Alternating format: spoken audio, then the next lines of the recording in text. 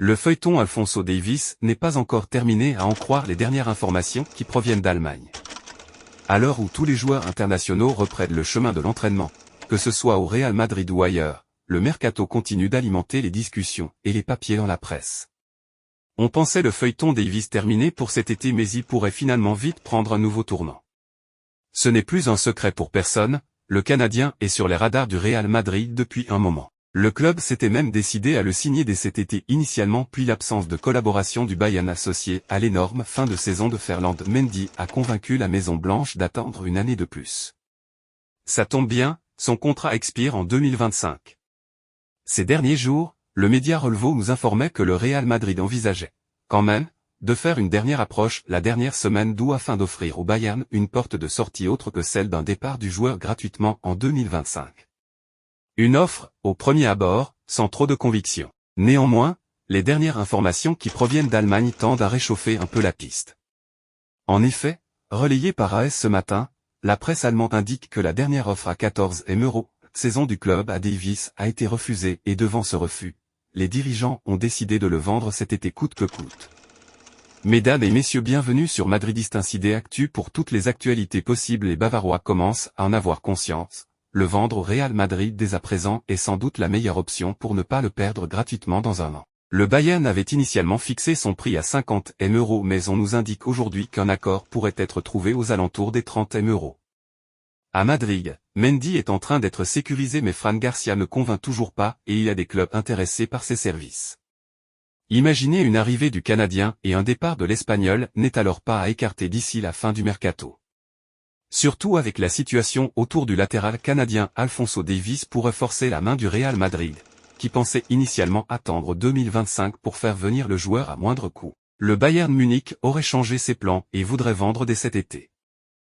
Le Real Madrid, après avoir récemment intégré Kylian Mbappé dans ses rangs, un autre dossier de taille resterait en suspens dans les bureaux du Bernabéu. Alphonso Davies, l'un des meilleurs latéraux gauche du monde, est désormais au centre de toutes les attentions. Selon les informations de AS, le Bayern Munich, face à l'échec des négociations pour prolonger le contrat de l'international canadien, aurait pris la décision de le vendre cet été plutôt que de risquer de le perdre gratuitement en 2025. Cette évolution inattendue pourrait bouleverser la stratégie du Real Madrid, qui comptait attendre la fin de son contrat pour l'attirer librement. Selon les informations relayées par la presse allemande, le Bayern aurait fixé le prix de départ de Davies à 50 millions €. Cependant, le club madrilène pourrait négocier cette somme à la baisse, autour de 30 millions €. Un montant attractif pour un joueur de la qualité de Davies, mais qui obligerait les dirigeants du Real à revoir leur plan initial. S'il ne se manifeste pas rapidement, d'autres clubs pourraient entrer dans la course et compliquer l'arrivée du joueur au Bernabéu. En parallèle, la situation contractuelle de Ferland Mendy, également en fin de contrat en 2025, pourrait influer sur la décision finale du club espagnol. Le Real Madrid se retrouverait donc dans une position délicate. Ils doivent décider s'ils souhaitent investir maintenant pour sécuriser le poste de latéral gauche avec Davies, ou s'ils préfèrent prendre le risque d'attendre jusqu'à l'année prochaine, au risque de voir le joueur partir ailleurs. En attendant, Davies devra également faire preuve de patience et de détermination pour réaliser son rêve de porter un jour le maillot blanc du Real Madrid. Le récent champion d'Europe avec l'Espagne cherche à quitter l'Arabie Saoudite cet été et le Real Madrid est sa destination favorite. Carlo Ancelotti a indiqué face à la presse que son effectif ne bougerait plus cet été, mais rien n'est moins sûr. Entre le dossier Alphonso Davies qui est avant tout dans les mains du Bayern Munich et celui d'Aymeric Laporte, il y a encore des chances pour que les lignes bougent. L'arrivée du Canadien pourrait de surcroît pousser Fran Garcia vers la sortie. S'agissant de Laporte, c'est surtout les circonstances qui font que la Maison Blanche pourrait le recruter. L'échec Lenny Yoro, le départ de Nacho et la blessure de David Alaba ont affaibli le secteur défensif madrilène et il est évident qu'un renfort dans l'axe ne serait pas de trop. Les dirigeants madrilènes le savent, mais ils ne recruteront que si une belle opportunité se présente. En l'occurrence, la piste qui mène à Aymeric Laporte est intéressante pour le Real Madrid. L'ancien joueur de Manchester City sort d'un grand taureau, ce qui prouve qu'il est en forme. Il n'a que 30 ans et a l'expérience du plus haut niveau. Il est franco-espagnol mais joueur de la Rora, ce qui ne peut être vu que d'un bon œil par le club royal.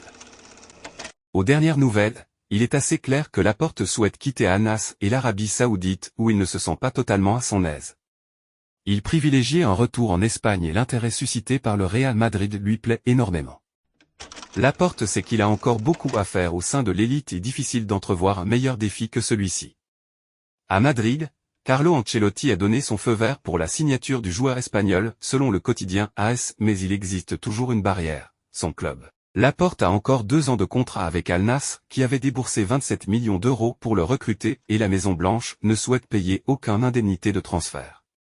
En clair, le joueur doit réussir à se libérer de son contrat et c'est ce qu'il est en train d'essayer de négocier avec son club, selon la presse espagnole.